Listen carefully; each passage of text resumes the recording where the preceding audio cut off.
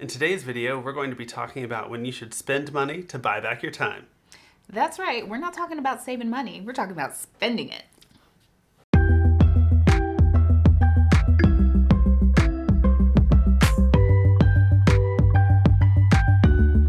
Hey guys, it's Joseph and Tasha from One Big Happy Life.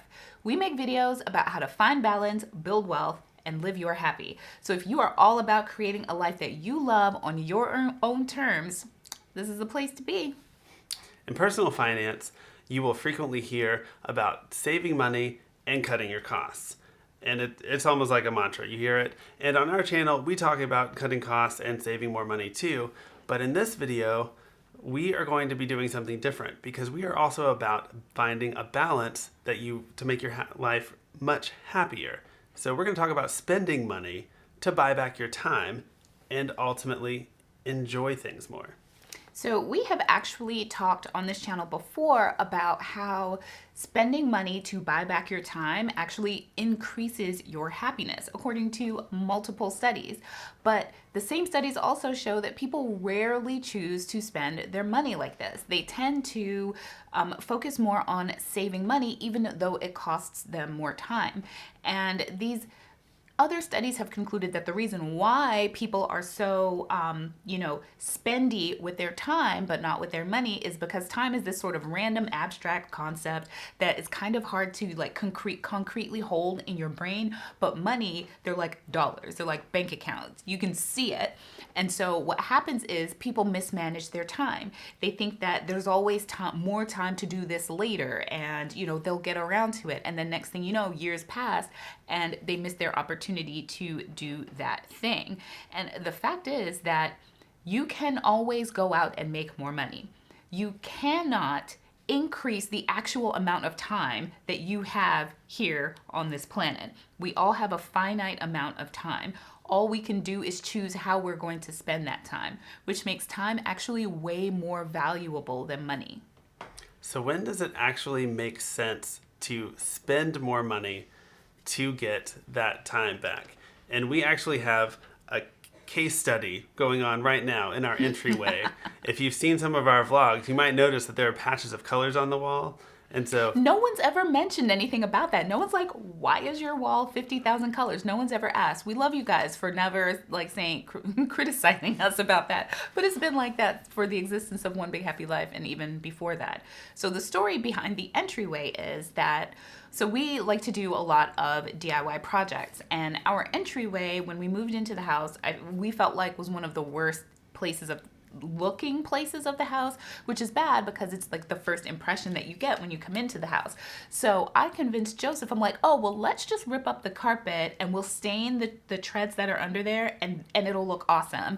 And then and he's like, okay, yeah, we can do that. And then I was like, let's rip up this flooring too, and I can do a paper bag flooring and it'll look like wood.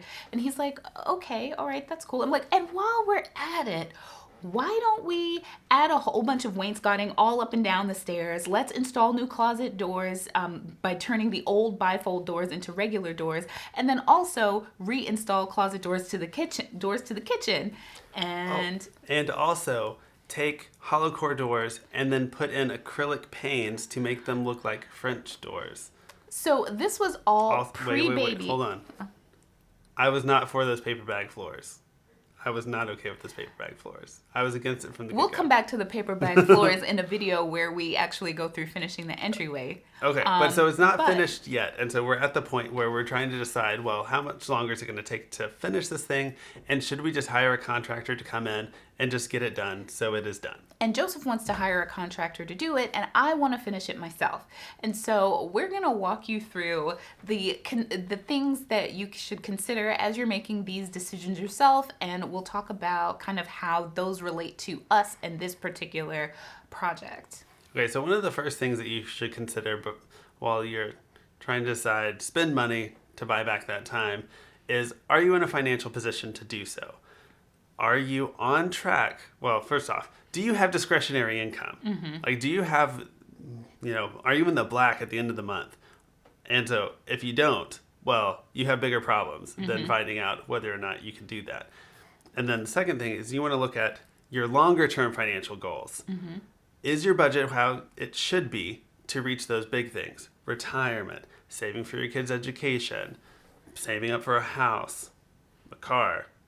And then next, you'll want to look at, okay, well, what's your financial stability looking like? Do you have your emergency fund, or are you on track to reaching a certain level of financial stability? Do you have enough insurance to cover certain financial disasters? And we'll be doing a video on the different types of insurance you should have in the next couple weeks. So stay tuned for that for more info. But so you want to make sure that your financial foundation is sound. And if it's not, then you may need to use your time because you just don't have the money to make that to actually use to buy back your time. Instead, what you'll need to do is work on maybe cutting your expenses, just biding your time until you've hit some of your other important financial milestones, and then maybe you'll have more flexibility later, and also focusing on increasing your income. Now, assuming that you're on track financially, biding your time is probably the thing that we're all going to relate to most.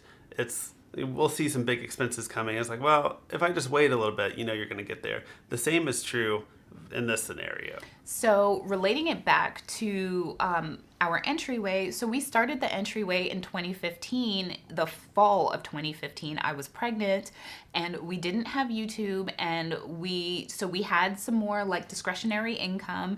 And then in 2016, we had a baby. We had daycare expenses. We racked up some consumer debt that we were really, that we focused on paying down in 2017. And I took a pay cut in 2017. So the entryway took a back burner as we tried to correct for all of those different things that happened, which we did last year if you've been following along. And if you hadn't, you can just go back and check out those videos. Yeah, so we were constricted on both fronts, both time with a new baby, and also our finances were constricted substantially. And so we really didn't have either thing, and that's why it's still there. Yeah.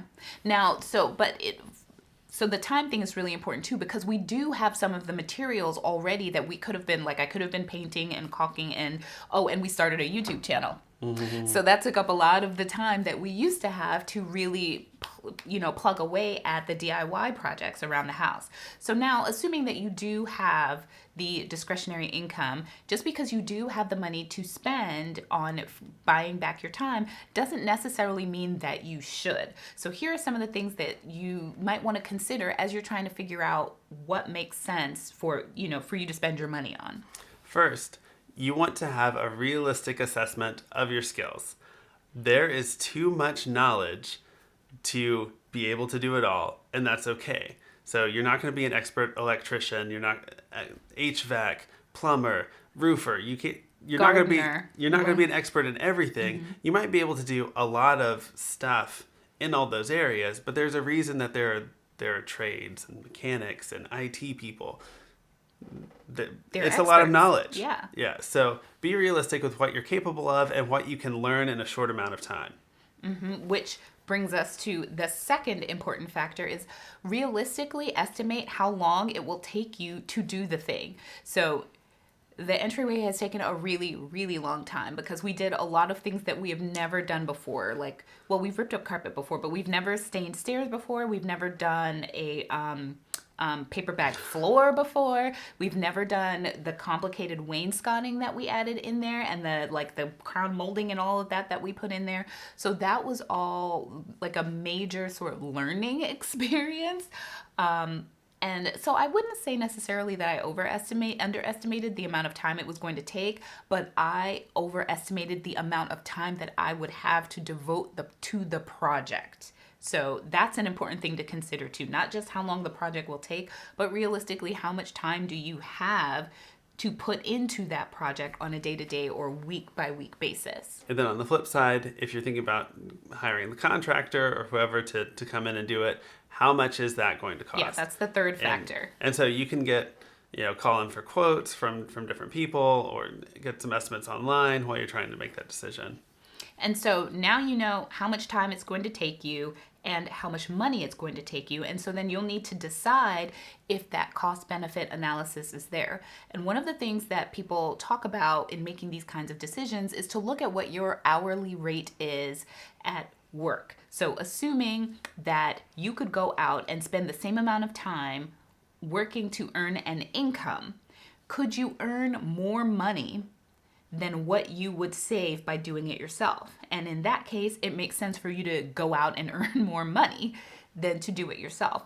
But on the other hand, if you love doing DIY projects, and this is perfect for that entryway, because back then I was working at a law firm, and each additional hour that I put in would directly correlate to an additional X amount of bonus. And Joseph would often say, this is like a third of your, if I just spent not even half of the time, maybe like 10%, 5% of the time that we were devoting to the DIY project, we could pay for a contractor to just come in and do all the work.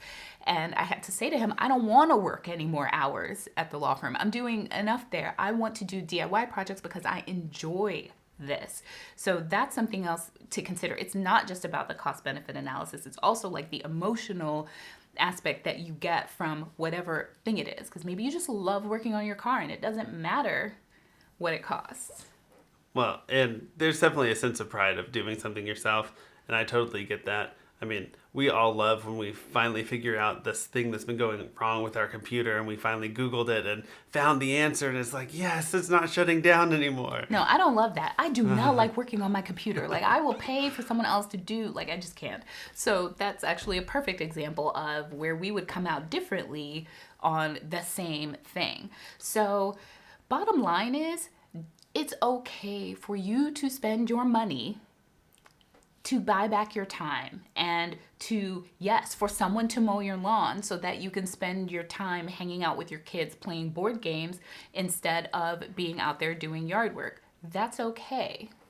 Not that you need our permission. You don't need anyone's permission to spend your money however you'd like, but right. The key is finding that balance for you where you're maintaining a strong financial position, but you're also maintaining a strong, happy position, and that what your day-to-day life is enjoyable, and you're trying to maximize your happiness while you're here because time is limited.